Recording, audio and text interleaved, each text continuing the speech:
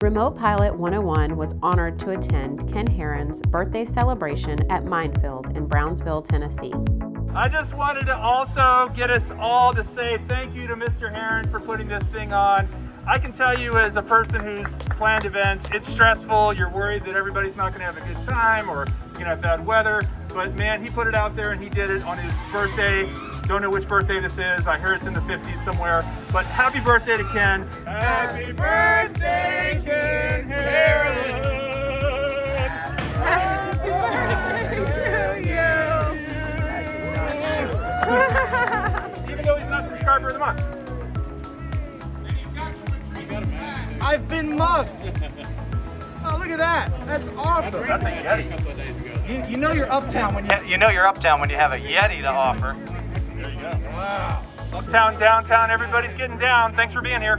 Thanks, man. The day was spent sharing information about Remote Pilot 101, observing all the drones attendees were flying, as well as their camera mounts and other features they offered.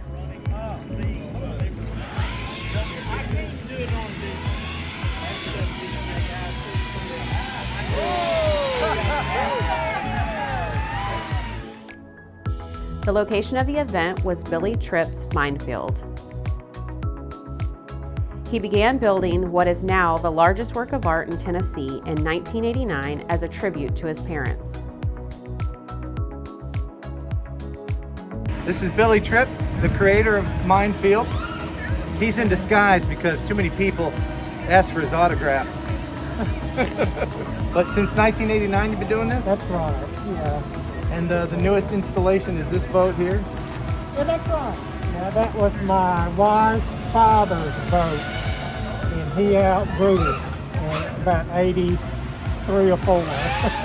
Now we're getting going. The Mindfield soars 13 stories high, a vertical mass of salvaged iron and steel that Billy has painted battleship gray, his favorite color. This is called Mindfield. He's been working on it since 1989. He's 65. He's better shape than me. He climbs this stuff every day. Built this by himself. Not a lot of help at all. And it's a memorial to his parents who passed away. And this is his way of memorializing / grieving for them. Visitors typically are not allowed on the Mindfield, but Billy was so gracious to allow us a tour of the facility.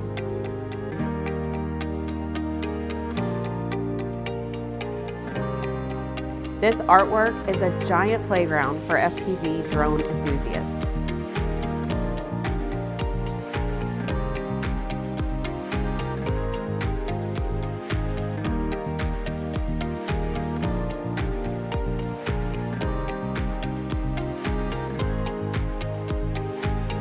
He'll repurpose a lot of this stuff into unrecognizable things. We got augers and 3 of these fire towers, and each one, when he got them, he had to deconstruct, transport, and then rebuild it on the site by himself.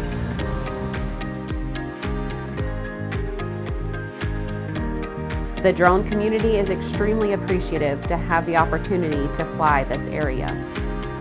It was a fantastic event to take part in. I personally loved going under the goggles to watch the course from a different perspective. Oh no! Oh, geez Louise! Oh my God!